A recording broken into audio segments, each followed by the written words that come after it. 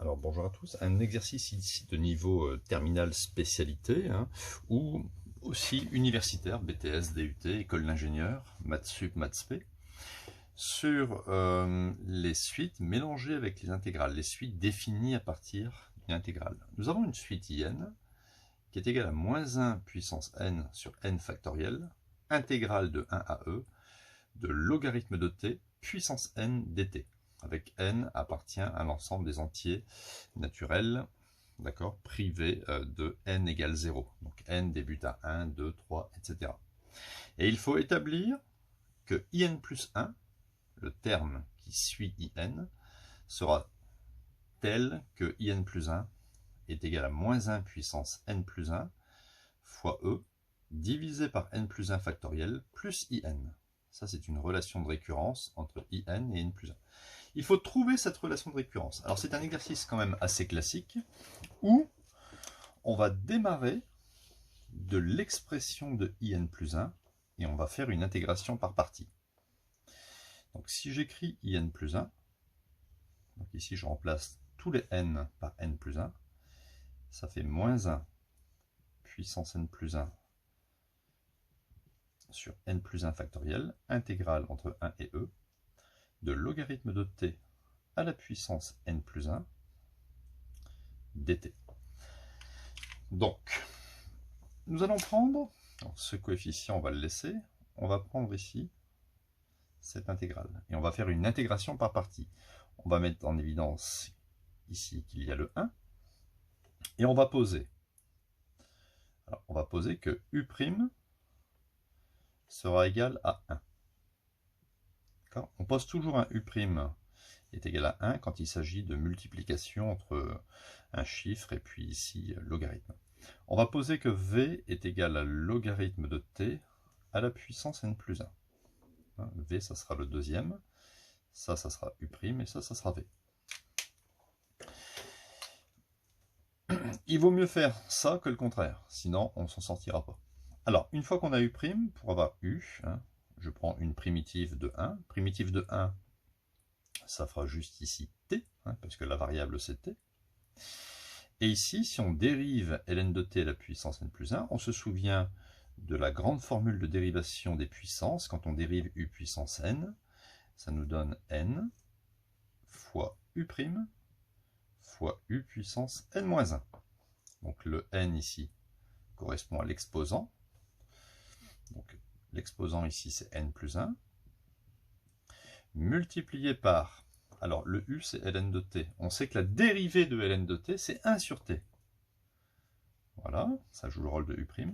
Et après je recopie simplement u ln de t à la puissance n plus 1 moins 1. D'accord? Ce qui va nous donner simplement n. Une fois que j'ai présenté les choses comme ça, alors cette petite intégrale ici, je vais l'appeler alpha, par souci d'écriture.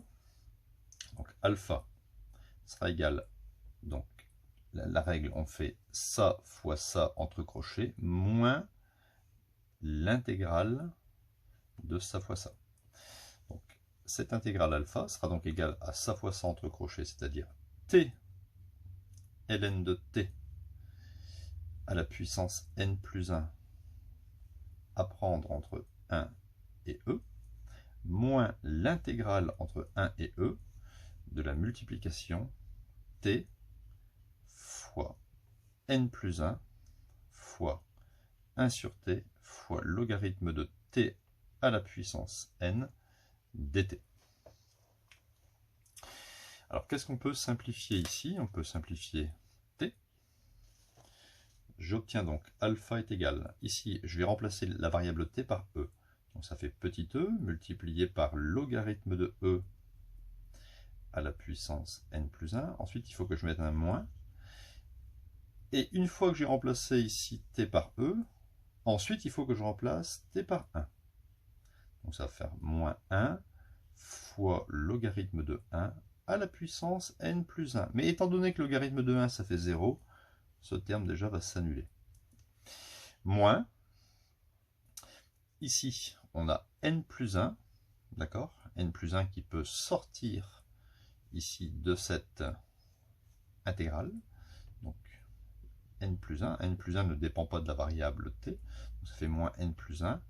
Intégrale entre 1 et e de ln de t à la puissance n dt. On sait que logarithme de e c'est e de 1, d'accord? C'est comme 10. 10 c'est 10 puissance 1. Donc logarithme de e de 1, ça fait 1. Donc ici, je vais obtenir 1 à la puissance n plus 1. Et on sait aussi que 1 à la puissance n plus 1, ça fait 1.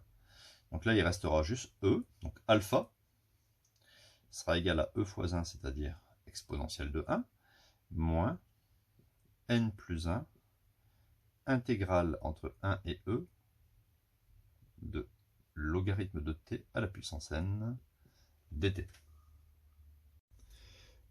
Donc on continue. J'ai recopié ici in plus 1 est égal à moins 1 puissance n plus 1 sur n plus 1 factoriel de ce que j'avais trouvé pour alpha. Je vais maintenant développer. Donc j'obtiens in plus 1 est égal à moins 1 puissance n plus 1 multiplié par e divisé par n plus 1 factoriel moins n plus 1 fois moins 1 puissance n plus 1 sur n plus 1 factoriel et intégrale entre 1 et e de logarithme de t puissance n dt. Bon, ça a l'air compliqué, mais vous allez voir, c'est pas si difficile que ça. Alors, regardez ici, nous avons moins 1 puissance n plus 1. Je peux faire quelque chose ici avec le moins.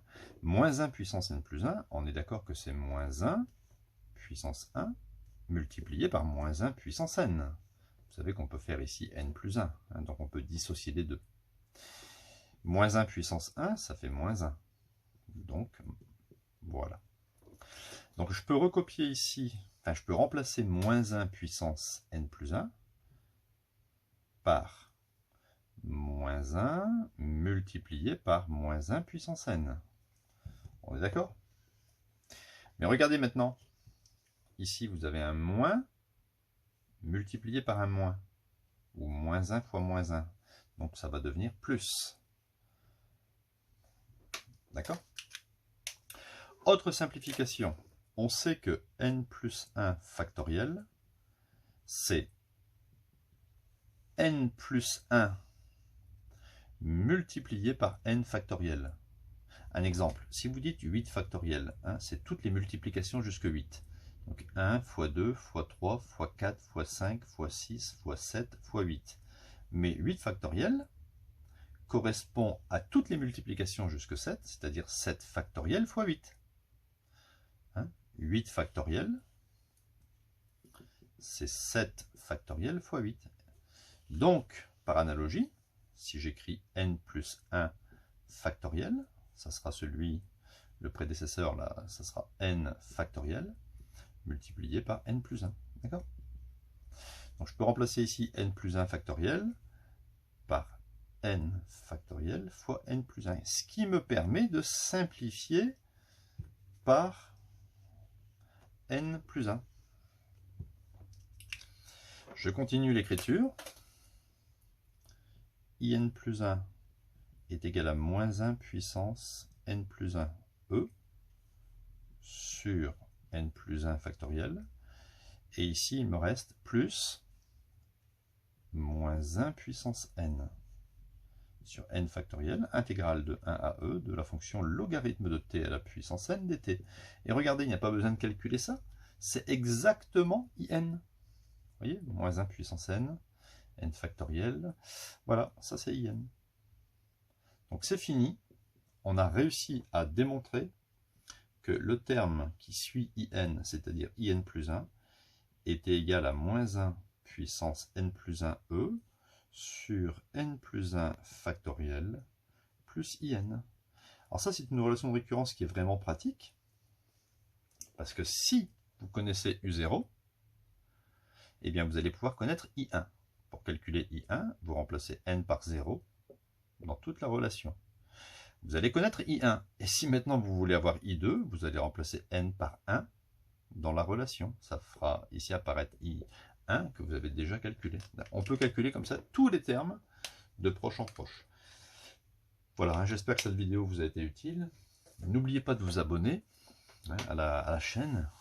Il y a de nombreuses vidéos sur le site. Et puis, si vous avez aimé, mettez un petit pouce bleu. C'est bon, c'est super important pour le développement de la chaîne. Merci, au revoir.